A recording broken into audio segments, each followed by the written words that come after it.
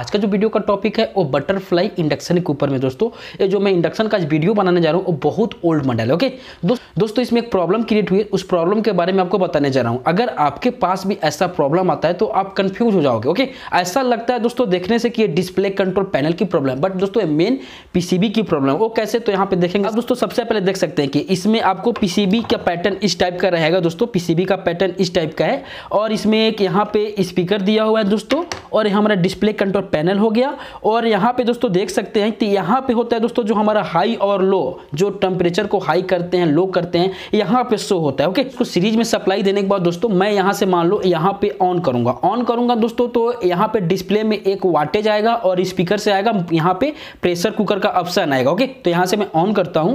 On करने के बाद दोस्तों यहाँ पे देख सकते हैं 2200 वाट आ रहा है और यहाँ पे डिस्प्ले गायब हो जाएगा। अगर इसके ऊपर मेटल भी रखता हूँ दोस्तों यहाँ से, तो भी काम नहीं करेगा। यहाँ से मेटल तभी काम नहीं करेगा। ओके दोस्तों इसी प्रॉब्लम के बारे में आपको बताने जा रहा हूँ। आपको ऐसा लग रहा होगा दोस्तों कि यहाँ पे डिस्प्ले कंट्रोल की पैनल, दोस्तों ऐसा प्रैक्टिकल देखने के बाद में आपको ऐसा लग रहा होगा दोस्तों कि जो प्रॉब्लम यहाँ पे क्रिएट हुई है वो डिस्प्ले कंट्रोल पैनल की होगी, लेकिन ऐसा प्रॉब्लम नहीं है। इसमें एक छोटी सी जानकारी आपको देने जा रहा हूँ प्रैक्टिकली करके। ओके दोस्तों, ये जो प्रॉब्लम क्रिएट हुआ है हमारे आईजीबीटी सेक्शन का प्रॉब्लम है। ओके दोस्तों, आईजीबीटी सेक्शन में अगर मान लो कोई सा भी कंपोनेंट, एग्जांपल के लिए आपको बता रहा हूँ, दोनों कैपेसिटर अगर मान लो प्रॉब्लम क्रिएट करता है तभी भी ऐसा प्रॉब्लम डिस्प्ले में क्रिएट होगा। ये दोनों यहाँ पे रेजिस्टेंस देखते हो, क्वाइल का इनपुट और एक क्वाइल का आउटपुट। अगर यहाँ पे रेजिस्टेंस मान लो दोनों पॉइंट का ओपन हो जाता है, माइक्रो कंट्रोल आईसी के पिन पे अगर दोनों का सप्लाई नहीं पहुंचता है तभी भी आपका प्रॉब्लम वहीं करेगा, डिस्प्ले आएगा फिर से यहाँ पे कट ऑफ हो जाएगा। ओके दोस्तों, इसका मैं प्रैक्टिकली आपको बता देता हूँ क्या प्रॉब्लम है यहाँ से। उसके बाद दोस्तों इसका डेटा शीट निकालेंगे आईसी का,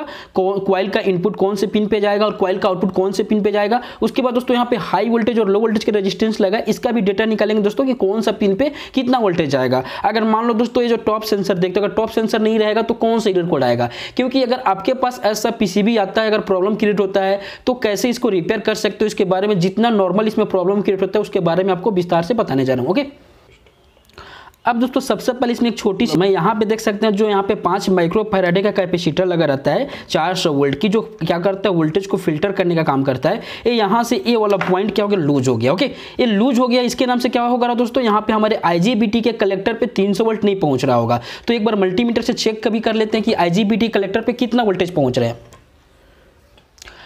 तो हम क्या करेंगे, जो आईजीबीटी सेक्शन की प्रॉब्लम है, तो सबसे पहले आईजीबीटी सेक्शन में आपको क्या करना पड़ेगा, मल्टीमीटर लेना पड़ेगा और वोल्टेज को चेक करना पड़ेगा। वो कैसे दोस्तों, तो आपको क्या करना पड़ेगा दोस्तों, मल्टीमीटर में 600 डीसी में सेलेक्ट कर लो और यहाँ पे आईजीबीटी का एमीटर, यानी हमारा जो ब्लैक वाला होता है आईजीबीटी के एमीटर निगेटिव रहता है, तो यहाँ पे निगेटिव को रखेंगे।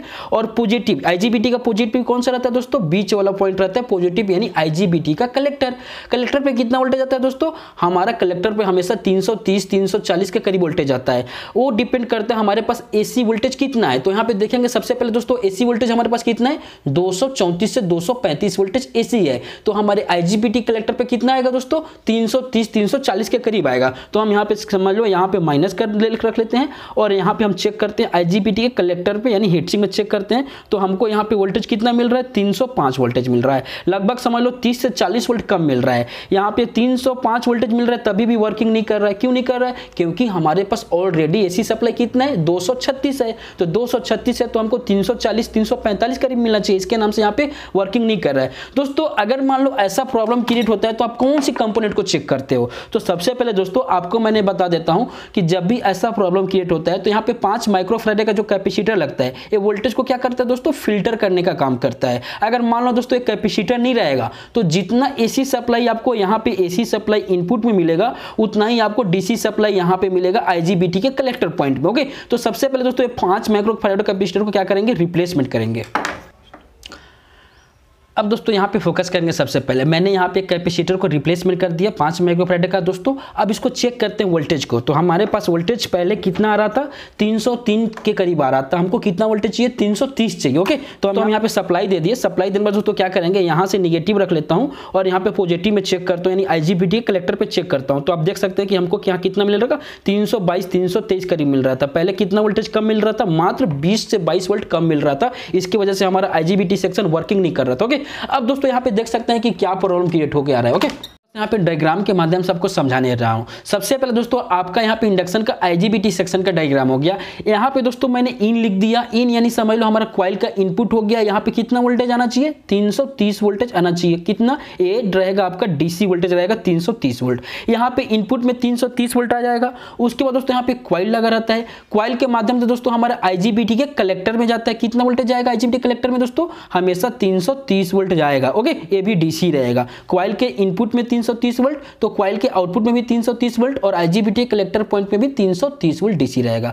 अब उसके बाद बात करने वाले दोस्तों हमारा यहाँ पे कॉइल का जो हमारा कौन सा पॉइंट होता है दोस्तों, यहाँ पे पैरेलल में कौन सा कैपेसिटर लगा रहता है, 0.33 माइक्रोफैराड 1200 वोल्ट का। इसको भी आपको चेक करना पड़ेगा। उसके बाद दोस्तों सबसे इंपॉर्टेंट होता है कॉइल का इनपुट और कॉइल का आउटपुट। अब दोस्तों जो कॉइल का इनपुट होता है, यहाँ पे देख सकते हैं दोस्तों सीरीज में 2 रेजिस्टेंस लगा हुआ है, 470 के का, 470 के का।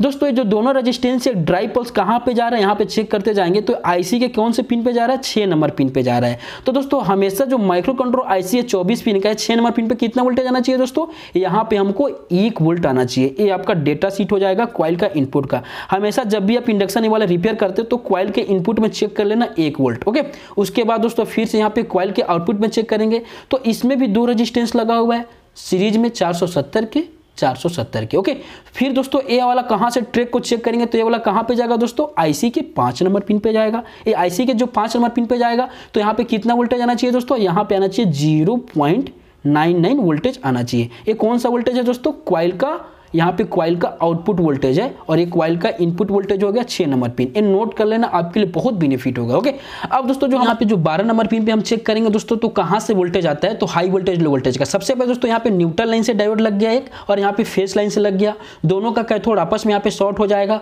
उसके बाद यहाँ पे 2 रेजिस्टेंस लगेगा सीरीज में, एक रेजिस्टेंस जो लगेगा 200 के का, फिर उसके बाद एक रेजिस्टेंस लगेगा 200 के का। अब दोनों रेजिस्टेंस के बाद में ड्राइव पल्स हमको कितना मिलेगा, 12 नंबर पिन पे 4 वोल्ट मिलेगा। अगर दोस्तों 4 वोल्ट मिलेगा तो आपका यहाँ पे माइक्रो कंट्रोल जो आईसी है सही वर्किंग करेगा। अगर 4 वोल्ट से कम मिलेगा तो लो वोल्टेज का सिग्नल आएगा, अगर 4 वोल्ट से ज्यादा मिलेगा तो हाई वोल्टेज का एरर कोड आएगा। ओके दोस्तों, ये दोनों आपको मान लो यहाँ पे 4 वोल्ट से लग के समझ लो। अब दोस्तों यहाँ पे आपको 12 नंबर पिन पे हमेशा 4 वोल्ट आनी चाहिए। ओके, इसका डेटा शीट आपका 3 निकल गया, कॉइल का इनपुट और कॉइल का आउटपुट और हाई वोल्टेज का और लो वोल्टेज का। ये आपका डेटा शीट नोट कर लेना है। उसके बाद दोस्तों यहाँ पे देख सकते हैं टॉप सेंसर, जो हमारे यहाँ मान लो एग्जांपल के लिए हमारा एक कॉइल हो गया, कॉइल में एक टॉप सेंसर लगी रहती है। अगर दोस्तों टॉप सेंसर ओपन हो जाएगी, ओपन कर मतलब मान लो कि अगर आप पीसीबी में नहीं लगाते हो, आप पीसीबी देख रहे हो, अगर पीसीबी में नहीं लगाते हो तो हमेशा कौन सा एरर कोड आएगा, E5 का एरर कोड आएगा। टॉप सेंसर ओपन रहेगा तो यहाँ पे टॉप सेंसर ओपन रहेगा तो E5 का आ जाएगा। आपको यहाँ पे 4 डेटा शीट दे दिया, कॉइल का इनपुट, कॉइल का output, high voltage, low voltage और टॉप सेंसर का। ओके दोस्तों, अब दोस्तों थोड़ा सा आपसे एक रिक्वेस्ट करना चाहता हूं कि मान लो कि अगर आप इंडक्शन का कंपोनेंट मंगाना चाहते हो तो कहीं भी ऑल इंडिया हमसे मंगा सकते हो। जो मेरा कंपोनेंट जाता है वो स्पीड पोस्ट से जाता है। तो इसका प्रोसेस क्या होता है दोस्तों, आपको कुछ नहीं करना पड़ेगा, आपको गूगल में जाना है और raginduction.com को सर्च करना। ओके, वहां पे जैसे raginduction.com को सर्च करोगे तो मेरा एक वेबसाइट खुलेगा। वेबसाइट खुलने के बाद दोस्तों वहां पे शॉप नेम में जाओगे और जितने सारे वहां पे कंपोनेंट अवेलेबल है, स्टॉक में है, उसमें से आप ऑर्डर कर सकते हो। ऑर्डर करना बहुत आसान है। अगर मान लो आपको समझ में नहीं आता है तो वहां पे ऊपर में एक व्हाट्सएप नंबर दिया है, ओनली फॉर आपको व्हाट्सएप करना और लिखना है सर मेरे को इंडक्शन का कंपोनेंट चाहिए। तो आपको मैं एक लिंक सेंड कर दूंगा, ऑटोमेटिक लिंक आपके पास पहुंच जाएगा, आप उसमें जाके आसानी से पढ़ सकते हो और ऑर्डर कर सकते हो। दोस्तों अगर आप मेरे पे भरोसा करते हो तो पहले पैसा पे करना पड़ेगा। पैसा पे करने के बाद दोस्तों आपको 10 से 15 दिन के अंदर में ऑल इंडिया, कहीं भी इंडिया में रहते हो, आपके घर तक सामान पहुंच जाएगा। ये मेरी जिम्मेदारी रहेगी। ओके, अगर दोस्तों मान लो कि अगर आप वीडियो आपको पसंद आया होगा तो मेरे को कमेंट में जरूर बताना दोस्तों।